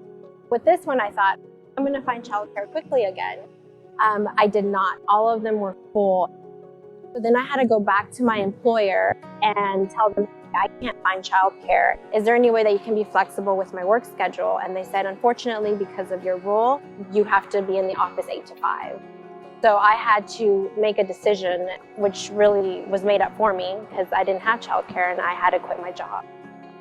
I lived in Wichita for about 3 years, and when we first got here, we were on a wait list. We were on that wait list for 18 months.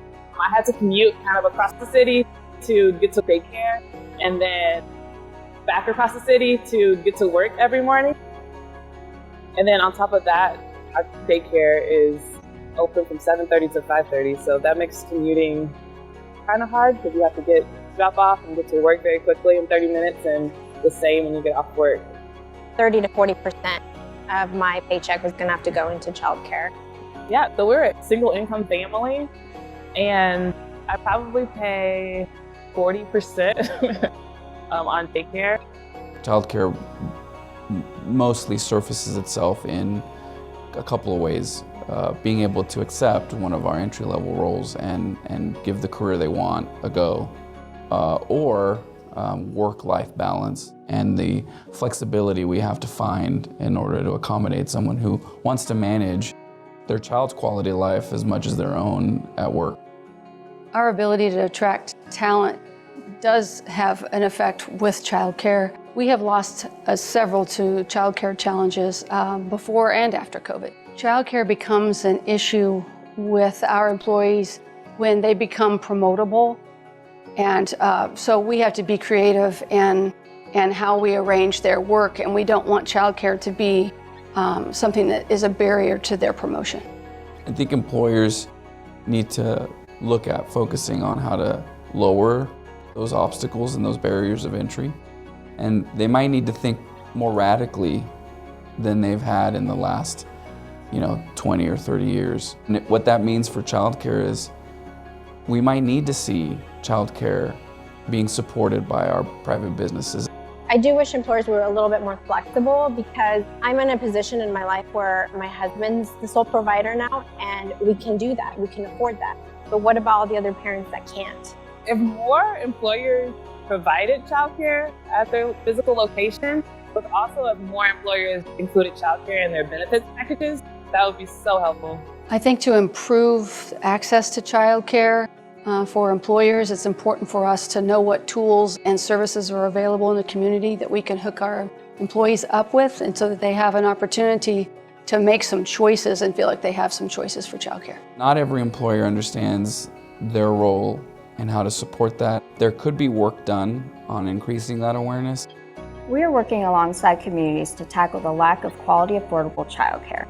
One way to achieve this is we've developed an approach where we connect communities with perspectives, ideas, information, and resources. One example is the child care tax credit here in the state of Kansas, which was recently expanded.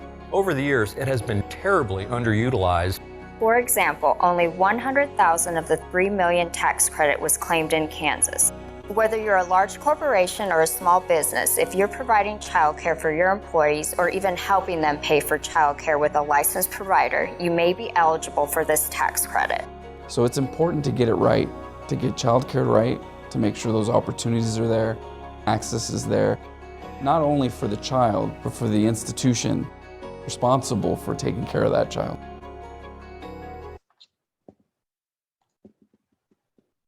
I'm just going to stop sharing for a second and then hand it over to April with the PowerPoint. So like I said, that video will be shared as we hit the road. Keith and I from the workforce plan on bringing groups together, and we have some information on the tax credit, on family-friendly workplaces, on the FSA, and just anything we can get out there as resources and tools and ideas for these employers so that we can support and try and really rebuild our economy and focus on childcare and workforce and a whole community issue. And unlike other communities, we actually do have a lot of support in our area. So we're very fortunate.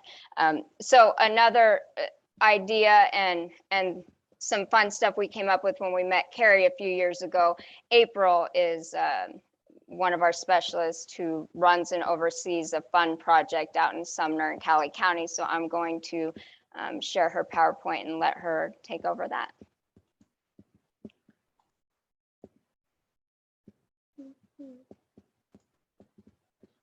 Maybe.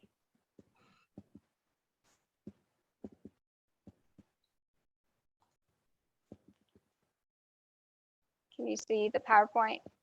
Okay. Yep, there it is. Can you still see it? Yep, we're good. All right, hello everybody. Like Tanya said, my name is April. I'm one of her specialists at Child Start, and I focus on the Quality Beginnings Rural Project, which is just strictly for Sumner and Cali counties. So our providers come to us, they go through orientations. Sumner and Cali is a little different as they have individual licensing orientations with their surveyors, and family orientations or child center orientations are held monthly and on an individual basis need. We get information from DCF provider lists monthly, and Caleris gives weekly reports. But I would say the majority of our participants come through our surveyors, which we have had a very good close-knit relationship with out of our two counties, Sumner and Cali. Our programs that are offered for the child care, there are 3 of them. The WICA is just the Wichita City Child Care Access-based one. Mine is the Quality Beginnings Project. It's rural in Sumner and Cali. And then we have the Child Care Health Consultant Tier 1. Looking at the QBR, you'll notice that, yes, it serves just those 2 counties, but the difference between the QBR and the WICA is we actively recruit illegal care providers, those that are unregulated. We help them to become licensed, and the services start as soon as they are interested. They go through orientation, and we support them for the last 6 months after they get their initial license. Some of the great benefits that our providers receive is we have stipends that cover the cost of licensing fees. COVID now has kind of taken over the $87 for the application costs, but we still have background checks and fingerprinting costs. They also get different kits. We have 4 different kits throughout the entire program. One of them has a first aid kit, a smoke detector, outlet plugs. We also have business basic tax books, and that's how I actually got involved working with Carrie at Cali First for our business basics class that we offered for our providers. We also have health and safety environments curriculum. We teach them best practices, go into their homes and do TAs. There's initial licensing steps that we help them with their contracts, their policies, their procedures, their emergency plans. Networking opportunities. We host bi-monthly provider meetings. It's really fun because it's an adult time. There's not little kids that are fighting for their, their attention while they're there. We focus on different things, fine motor, social emotional regulation, sensory. We've hosted a night of just make and take, and we also have guest speakers that have come in and talked about conscious discipline and other different topics that they have been asking and wanting for. This program also has the Cali College Partnership Scholarship, and it is half tuition. So about $1,000 is paid for them to get their childcare certificate. In order for them to go through this, they have to either live in Cali, Sumner, or Sedgwick County. And yeah, we'll have Carrie maybe post that on the site as well so that they can see everything about the scholarship that we have. Throughout this program, we've been able to do a lot of ICC and networking, school readiness teams, health work teams, coalitions. So that's been really nice. Let's see, the CCHC Tier 1. Those that are in either the WICA or the QBR can also go on to the next tier as soon as they get their temporary license. And there are more health and safety stipends or other grant money that they are eligible for. And if you look at the very last, the initial grant program diagram, you'll see the WICA is just in Wichita there. They enter the project, same as my QBR in Cali and Sumner counties. Once they get their temporary, they can go into the CCHC project, and they will remain in our project for 6 months afterwards. We check in with them. They come to our provider meetings, and we just support them. We go into their homes and help them come up with best practices, and maybe it's a day that they want me to come in and we make homemade Play-Doh together and work on things like that. But it's been a great program. Yeah, it's been very well received in our 2 counties. As far as networking, I feel like we have a really good relationship throughout Cali. We're working to get the same output with our Sumner counties, and just to help collaborate in the delivery of quality service and resources provided for our local communities.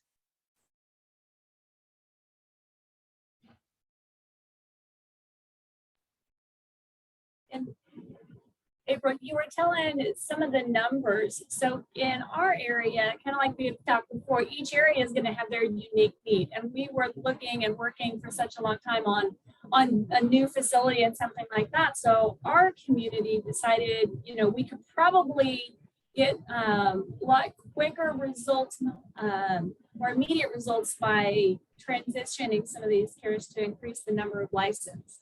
And can you talk about that success rate that you've had in the additions? Sure, I can tell you that our active recruits that we have picked up since I started at the end of August, we had 22 total, and 14 out of the 22 were offering unregulated or illegal care.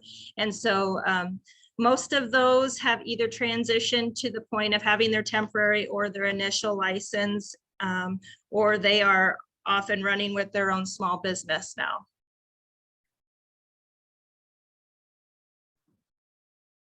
So it's a model definitely that has helped the quick need that we've had in our areas. And it seems like it's something that could be modified and utilized in other areas of the state too, through your guys' system and partners at the level 2. Excellent, thank you. And it's neat to see that the video is able to have that soft launch. That's a lot of good information, and that tax credit. I mean, that is something that, is it just that people are not aware? So maybe, again, definitely getting the information out on that is going to be huge, hopefully across the state. Thank you, ladies, very much. Thank you. So with that, Trish, any last comments before I wrap up our final 201 session with a couple of details? Yeah, no, I'm just excited that we were able to provide this training to everyone. I'm excited that so many people are able to join us live and have joined us by watching our videos later on that are posted on the website. Our goal with this training was really to provide a more in-depth, comprehensive study of what's going on across our state on a grassroots level, to connect everyone across the state so that as they're facing these challenges, that we've said already, that they know that there's some folks out here that have done it and done it well and who they can reach out to.